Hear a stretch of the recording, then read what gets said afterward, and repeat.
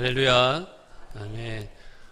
오늘 마리아 찬양인데 여호와께 감사하라는 찬양으로 이렇게 찬양 올려드렸습니다. 과연 감사가 몇 번 나왔을까요?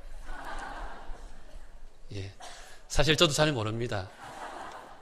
왜 이 말씀을 드리냐면 몇 번이 중요한 것이 아니라 우리는 영원토록 무한대로 감사해야 될 줄로 믿습니다. 찬양대로 항상 하나님 앞에 늘 감사를 올려드릴 수 있는 오늘 저희 여러분들이 되기를 간절히 소원합니다.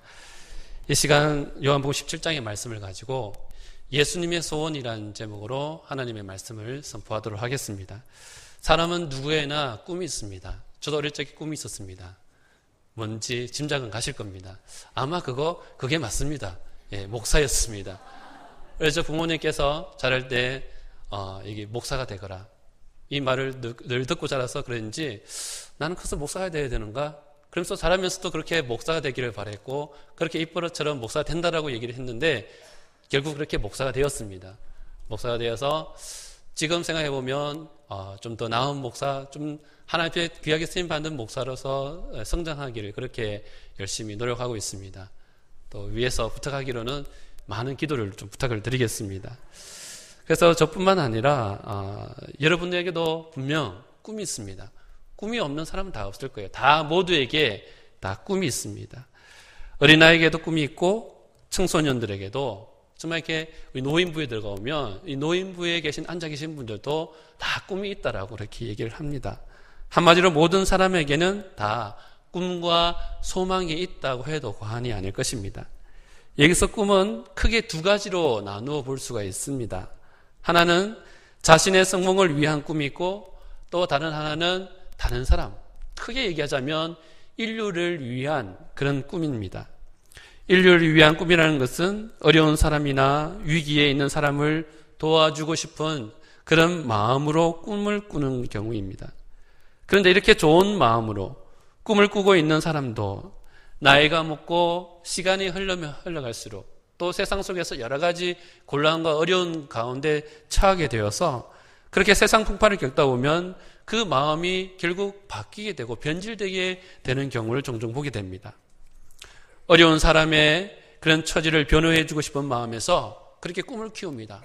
변호사가 되어야 되겠지. 그리고 병든 사람을 고쳐주고 치료해 주고 싶은 마음에 의사가 됩니다. 그런데 나중에는 처음에 가졌던 그 마음보다는 결국 시간이 흘러서 이것들이 변질되면 자신을 위한, 자신의 성공과 부귀를 위한 생각으로 바뀌는 경우가 많습니다.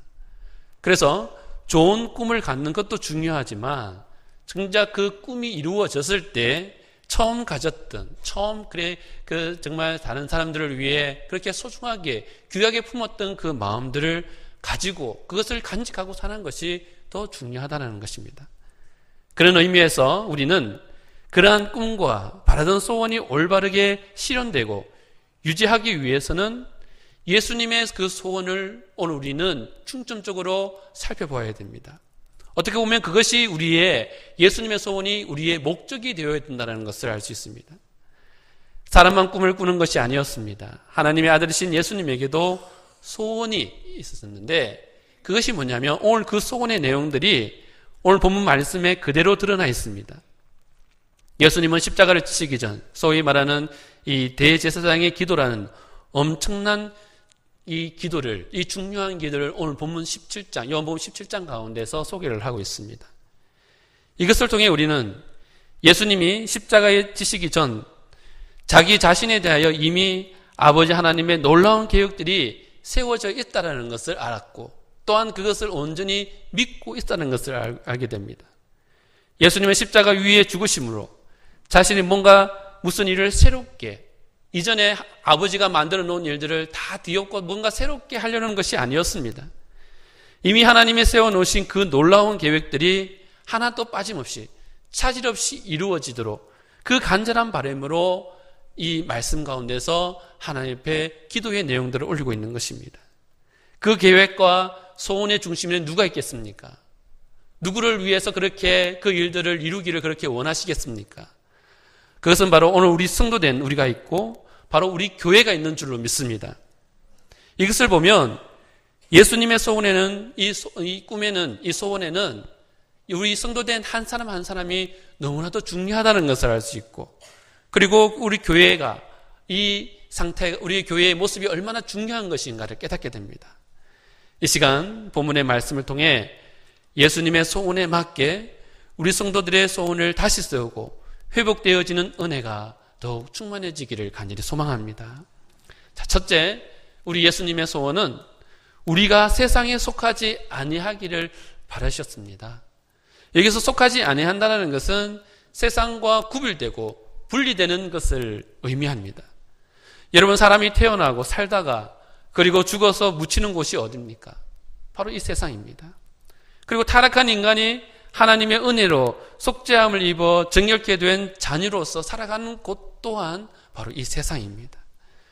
그래서 세상은 하나님께서 창조한 아름다운 세상이지만 반면에 타락한 이후 이 세상은 사단이 활동하는, 사단이 그렇게 활기를 치고 다니는 그러한 곳이 되고 말았습니다. 그래서 우리가 살고 있는 곳을 표현할 때에 보통 세상이라고 하는 그런 단어를 사용합니다. 또 성경에서는 하나님이 없는 삶, 하나님과 단절되고 하나님이 없는 것과 같은 그 삶을 사는 그 세상을, 이 삶 자체를 가리켜서 또한 세상이라는 그 말로 표현을 합니다. 그래서 예수님께서는 오늘 보면 16절 말씀에 이렇게 얘기합니다. 내가 세상에 속하지 아니함 같이 그들도 세상에 속하지 아니하였사옵나이다 라고 그렇게 이 말들을 표현하고 있는 것입니다. 우리 그리스도인들은 세상에 속한 사람들이 아닙니다. 비록 육신을 입고 오늘 이 땅에 사는 동안은 이 세상에 살고 있지만 그럼에도 우리는 세상에 속한 자들이 아니라 예수님께, 하나님께 분명히 속한 사람들이라는 것이죠. 이처럼 성경에서 그리고 우리 그리스도인들이 말하는 세상이라는 용어는 하나님과 반대되는 의미로 사용될 때가 많습니다. 특히 하나님을 모르는, 하나님을 적대시하는 자들과 그 세력을 가리켜, 그런 세력을 가리켜서 세상이라는 말로 표현하고 있는 것입니다. 그렇다면 우리 그리스도인들은 이런 세상과 어떤 관계를 맺고 또 이 세상에서 어떻게 과연 하나님의 자녀로서 성도로서 과연 그 어떤 삶을 그렇게 살아가야만 하는 것입니까? 예수님께서는 이러한 질문에 분명한 답을 주셨습니다. 그리스도인과 세상은 반드시 구별되어야 되고 분리되어져야 된다는 것을 말씀하고 있는 것입니다. 우리는 세상의 유혹과 비리와 불법에 가담하거나 동조해서는 안 되는 것입니다. 우리는 하나님의 자녀들이기 때문에 우리 주변이 아무리 타락한다 해도 우리가 몸담고 있는 이 세상이 쾌락과 폭력으로 아름답게 그렇게 아무리 묘사한다 해도 우리는 그 속된 유행에 몸과 마음을 결코 빼앗겨서는 안 된다는 것을 알아야 하는 것입니다. 우리는 거룩하고 신령한 하나님의 자녀와 주님의 피로 값을 치르고 씻음받은 그런 하나님의 자녀들인 줄 믿습니다. 여러분이 그리스도를 구세주로 받아들였다면 분명 우리는 그분의 소유입니다. 그래서 그분의 소유된 백성이라고 성경은 분명하게 밝히고 있는 것입니다. 자, 그렇다면 주님의 자녀로서 우리는 세상에 순수함과 거룩함을 남기기 위해서 과연 우리는 무엇을 어떻게 해야 되겠습니까? 이것 또한 예수님은 기도의 내용 가운데서 우리에게 그 진리의 답을 들려주고 있습니다. 17절 말씀을 보시면 그들을 진리로 거룩하게 하옵소서. 아버지의 말씀은 진리니이다. 아멘. 그렇습니다. 오늘 우리 인생의 모든 기준, 모든 가치의 핵심은 무엇이겠습니까? 그것은 바로 성경이어야 합니다. 예수 그리스도가 우리의 유일한 기준이어야 하는 것입니다. 그렇기 때문에 성도는 성경을 읽고 그 말씀에 순종하는 것을, 오로지 그것을 가장 기쁨으로 여기는 사람이어야 한다는 것입니다. 여러분, 성경에 여러 가지 명령이, 그 말씀들이 단지 잔소리처럼 생각한다면 결코 그 사람은 변화될 수도 없고 하나님의 자녀라고 그렇게 스스로 자부할 수가 없을 것입니다. 그렇기 때문에 성경은 여러 곳에서 이렇게 얘기합니다. 우리를 책망하고 교훈한 그런 내용들로 채워져 있는 것입니다. 특히 이 죄에 대하여는 끊임없이 경고하고 그것에 대해서 일러주고 있습니다. 여러분, 죄는 여러 환경이나 어느 장소나 우리가 알지 못하는 순간순간에, 그리고 우리가 예기치 못하는 방식으로 우리의 생각과 행동을 지배하고 있다는 것을 여러분 분명히 아셔야 됩니다. 그렇기 때문에 우리는 전적으로 주님을 의지하고 주님의 말씀을 읽고 묵상하는 삶, 이 행동들을 반복해서 거듭거듭 날마다 이 일들을 세워져 가야 하는 것입니다. 그래야 오늘 우리는 죄로부터 분리된, 세상과 구별된 그런 삶을 온전히 살아낼 수 있게 되는 것입니다. 그리고 또한 성경은 우리 믿는 하나님의 사람들이 정말 해야 할 가장 좋은 일들에 대해서도 오늘 우리에게 말씀하고 있습니다. 여러분, 성경은 단순한 사신이나 이스라엘 백성들의 역사에 관한 책이 아닙니다. 성경은 그리스도의 영광을 위하여 우리가 어떻게 죄로부터 분리되어야 하는가에 대해서 오늘 분명하게 말씀을 하고 있는, 가르쳐주고 있는 생명의 말씀인 것입니다.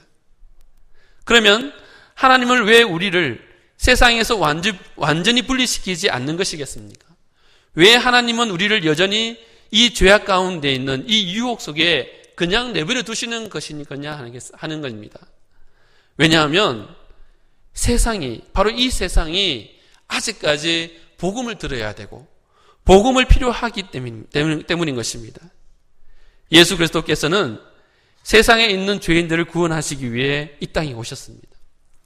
주님은 이것을 위해 말씀하시고 이 세상에 오셔서 많은 기적들을 나타내 보여주셨습니다. 가장 중요한 것은 예수님께서 오늘 통해서 행하신 가장 중요한 일들은 바로 이것을 위해 십자가에 못 박혀 죽으셨다라고 하는 사실입니다. 그러니 우리도 예수님처럼 복음을 가지고 아직도 죄 속에 있는 세상으로 그 복음을 들고 나아가야 한다는 사실입니다. 사랑하는 여러분, 예수님의 소원이 있습니다. 예수님의 소원대로 우리는 이 세상에서 반드시 구별된 삶을 살아내야 될 줄 믿습니다. 그러나 여전히 우리가 이 세상에 살아가야 할 이유는 이 세상에는 구원받아야 할 영혼들이 너무나도 많기 때문인 것입니다. 이 귀한 책임과 사명을 온전히 이루어 주님의 그 마음을 시원케 하는 여러분들이 다 되시기를 간절히 소망합니다. 둘째로, 예수님의 소원은 우리를 세상에 보내실 때 뜻하신 일들이 우리를 통해 이루어지기를 그렇게 바라십니다. 여러분, 요즘 그리스도인들은 교회에서와 이 세상에서 모습이 너무나도 많이 차이가 난다라고들 합니다. 너무 많이 차이가 나서 이렇게 표현합니다. 이중적이다. 너무나 가식적이다. 너무나도 이율배반적인 그런 삶이라고까지 그렇게 말을 하고 나올 정도입니다. 참된 성도라면 어떤 의미겠습니까? 교회에서는 진정한 그리스도인의 모습을 보이고 세상의 유혹에 넘어가지 않고 정말 진실하고 정직한 삶을 하나님의 그 말씀대로 온전히 살아내는 사람을 가리켜서 참된 성도라고 할 수 있을 것입니다. 그런데 안타까운 것은 교회 안에서의 모습과는 달리 밖에서는 세상 사람과 전혀 구별이 안 되는 모습으로 사는 정말 이 그리스도인의 반대되는 그런 모습들을 가지고 사는 사람들이 많습니다. 세상에서 비리와 불법에 걸려든 사람들 중에 그리스도인이라고 자칭 그리스도인들하고 그렇게 포함되어 있는 사람들이 너무나도 많은 것, 안타까운 그런 사실들을 보게 됩니다. 여러분, 이러한 모습은 결코 예수님께서 우리에게 원하시는 모습이 아닐 것입니다. 우리가 예배를 통하여 예수 그리스도를 닮고 예수님처럼 살기를 고백했다라면 반드시 우리가 세상에 나가서도 그 모습 그대로 살아내어야 될 줄 믿습니다. 그래서 본문 18절에서 예수님은 이렇게 말씀하셨습니다. 아버지께서 나를 세상에 보내신 것 같이 나도 그들을 세상에 보내었노라고 그렇게 말씀하고 계시는 것입니다. 예수님께서 이 땅에 오신 것은 하나님께서 이 땅에 보내셨기 때문에 예수님께서 이 땅에 오셨습니다. 그리고 예수님은 이 땅에서 아버지께서 보내신 그 사명과 목적대로 온전히 그 말씀대로 사셨다는 것을 알 수 있습니다. 그리고 예수님은 하나님께서 당신을 이 땅에 보내신 것처럼 우리를 이 세상 가운데로 보내신다고 말씀하십니다. 그렇다면 당연히 우리는 예수님께서 이 땅에 우리를 보내신 그 목적대로, 그 삶의 의미대로 살아내어야 된다는 것을 알 수 있습니다. 우리를 이 세상에 보내신 목적은 무엇이겠습니까? 여러분, 두 가지를 말씀드립니다. 예수님께서 우리를 이 세상에 보내신 이유는 우리가 이 세상에서 승리하게 하시려는 목적이 있습니다. 여기서 승리라는 것이 세상적인 의미에서 성공하려는 그런 의미가 결코 아닙니다. 예를 들어서 공부를 1등하고 사업에 성공하고 돈을 잘 벌고 승진하는 그런 승리의 의미를 나타내는 것은 결코 아닙니다. 이것은 영적인 의미, 신앙적인 의미를 살펴봐야 할 것입니다. 성도가 세상에서 승리한다는 것은 여러분 죄를 짓지 않는다는 것을 의미하는 것입니다. 그리고 유혹에 넘어가지 않는 것이 승리인 것입니다. 육신을 벗고 주님 앞에 서는 그 순간까지 결코 죄와 타협하지 않는 것을 의미하는 것입니다. 그리고 오직 하나님의 이름을 드러내며 예수 그리스도의 사람으로 온전히 살아내는 그 삶을 가리켜서 승리하는 삶이라고 그렇게 말씀드릴 수 있는 것입니다. 그리고 또 한 가지, 예수님께서 우리를 이 세상에 보내신 이유는 오늘 우리가 전도하는 그 목적에 있습니다. 예수님은 20절 말씀에서 이렇게 말씀하셨습니다. 내가 비옵는 것은 이 사람들만 위함이 아니요 또 그들의 말로 말미암아 나를 믿는 사람들도 위함이니라고 그렇게 말하고 있습니다. 여기서 그들의 말로 말미암아 나를 믿는 사람들이라는 것은 본문 그대로 본다라면 제 아들의 말을 통하여 예수님을 알게 되고 예수님을 믿게 된 사람들을 가리키는 것입니다.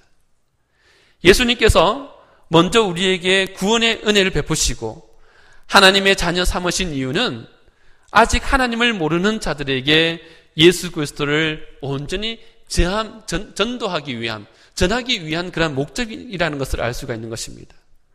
그래서 예수님은 우리가 이 땅에서 사는 동안 정결하기를 원하십니다.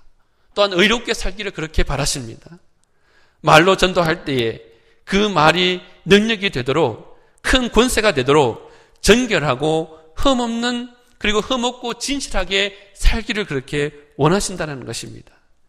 이렇게 주님은 여러분이 복음을 전하기를 간절히 바라는 그 소원의 마음을 담고 있다는 것을 알 수 있습니다. 그런데 전도 현장에서 전도를 해보신 분들은 잘 아시겠지만 전도라는 것이 그렇게 말대로 쉬운 일이든가요? 한 사람 전도해서 교회에 여기 데리고 오는 그 일들이 그렇게 쉬운 일이든가요? 한 영을 전도하여 교회에 정착시키고 천국 백성 삼는 일이 그렇게 결코 쉬운 일이 아니다라는 말씀입니다. 왜냐하면 아직도 이 일을 사탄이 방해하기 때문에 그냥 자동적으로나 그냥 그렇게 쉽게 영혼 구원의 역사가 나타나지 않는다는 사실입니다. 그렇다면 어떻게 해야 됩니까? 반드시 오늘 우리의 전도가 필요한 것입니다. 복음을 전하는 전도를 해야지만이 구원의 역사가 나타나게 되는 것입니다. 그러니 하나님의 은혜로 구원받은 사람이라면 오늘 여러분이 앉아 계신 여러분이 모두 하나님의 은혜로 구원받은 사람이라고 생각한다면 누구나 할 것 없이 반드시 전도하여 새 생명을 잉태해야 하는 것입니다. 이것은 주님께서 바라시는 가장 큰 소원입니다. 이 귀한 사명에 더욱 열심을 내시고 여러분이 어느 누구보다도 가장 으뜸이 되고 최고가 되기를 간절히 소망합니다. 셋째로 예수님의 소원은 우리가 서로 하나 되어 사랑함으로 세상도 하나님의 사랑을 알게 하는 데 있습니다.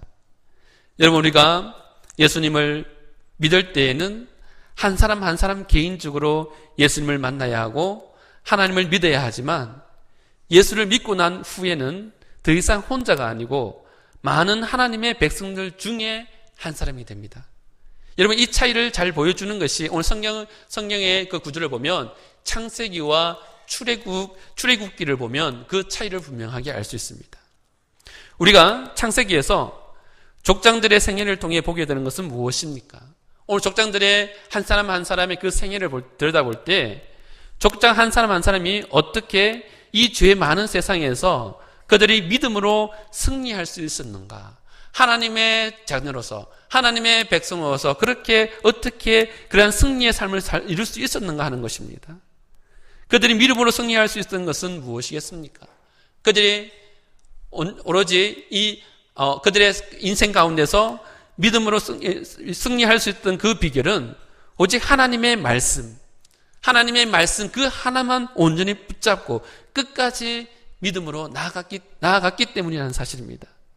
그래서 아브라함이 승리할 수 있었고 이삭이나 야곱이나 요셉이 그들의 인생 가운데서 온전히 승리의 삶을 이룰 수가 있었던 것입니다. 그리고 이러한 원리는 그 구약에서 끝나는 것이 아니고 오늘 우리 개개인 성도들 가운데서도 그대로 적용될 수 있는 말씀이라 하겠습니다. 우리가 하나님의 말씀만 그 말씀만 붙잡고 끝까지 나아가기만 하면 그 교회는 온전히 승리의 삶이 보장되는 줄로 믿습니다. 그러나 믿음의 세계는 이런 개인적인 부분으로만 끝나는 것이 결코 아니라는 것이죠. 여러분, 이스라엘 백성들이 출애굽을 하게 되면 더 이상 혼자가 아니고 수많은 백성들 가운데 하나가 되는 것입니다. 하나님께서는 이들이 많은 다른 이스라엘 백성들 가운데서 어떻게 믿음을 지킬 것인지에 대해서 그것에 대해서 가르쳐 주기 위해서 그들에게 율법을 주셨습니다. 여러분, 우리가 혼자서는 성경을 읽거나 기도하고 신앙생활을 하기가 쉬울 줄은 모릅니다. 그냥 혼자서 그렇게 열심히 하면 된다라고 생각할지도 모르겠습니다. 그러나 우리는 다른 사람들과 어울리게 되면 금방 우리의 인격이 드러납니다. 우리의 개성이 드러납니다. 때로는 모난 부분들이 부딪히게 되면서 서로 어려움들을 서로 간에 겪게 되는 것을 보게 됩니다.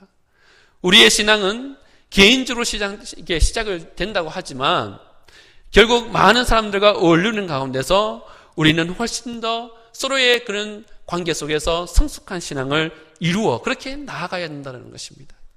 그래서 오늘 본문 말씀 21절과 22절, 23절 이 세 절 말씀 가운데서 예수님은 아주 중요한 얘기를 우리에게 들려주고 있습니다. 하나님과 예수님이 하나인 것처럼 오늘 우리도 성도 간에 서로 간에 하나가 되어야 된다는 것을 말씀하고 있는 것입니다. 이렇게 우리가 하나가 되는 것이 얼마나 중요한 것인가. 여러분 보십시오. 본문 세 절에 걸쳐서 21절과 22절, 23절 말씀에 걸쳐서 세 번씩이나 반복해서 이 하나됨에 대해서 말씀하고 있는 것입니다. 그러니 우리 그리스도인들은 주 안에서 온전히 하나가 되기 위해서 많은 노력들을 해야 될 줄을 믿습니다. 자, 그리고 우리가 서로 하나됨을 이루어야 하는 그 이유는 우리가 서로 사랑하는 그 모습을 통해서 하나됨을 통해서 하나님께서 세상을 얼마나 사랑하시는지에 대해서 나타내 보여주기 위함이라는 것을 말씀하고 있는 것입니다. 자, 그에 대해서 오늘 본문 23절 말씀을 같이 한번 더 읽어보겠습니다. 본문 23절 같이 읽습니다. 곧 내가 그들 안에 있고 아버지께서 내 안에 계시어 그들로 온전함을 이루어 하나가 되게 하려 함은 아버지께서 나를 보내신 것과 또 나를 사랑하심 같이 그들도 사랑하신 것을 세상으로 알게 하려 함이로소이다. 아멘. 그렇습니다. 우리가 서로 사랑함으로 하나가 되어야 하는 것은 하나님께서 이 세상을 얼마나 사랑하시는지, 이 세상을 사랑하셔서 독생자 예수를 보내주셨다는 것을 그들로 알게 하기 위함이라는 것을 말씀하고 있습니다. 그러니 우리가 하나님의 자녀라면, 오늘과 그리스도인들이라면 우리 그리스도인들은 당연히 모두 주 안에서 하나가 되어야 하는 것입니다. 그 사랑의 모습으로 세상에 하나님의 그 사랑을 온전히 드러낼 수 있는 저와 여러분들이 되기를 간절히 소망합니다. 이제 말씀을 정리하겠습니다. 오늘 본문에 예수님의 그 대사장 기도문을 통해서 알게 된 예수님의 그 소원이 오늘 저와 여러분의 소원과 하나가 되기를 간절히 소망합니다. 예수님께서 그렇게 바라시는 대로 우리가 세상과 구별된 온전한 삶으로 세상에서 승리하며 믿지 않는 불신자들에게 복음을 전하게 되는 계기가 되기를 바랍니다.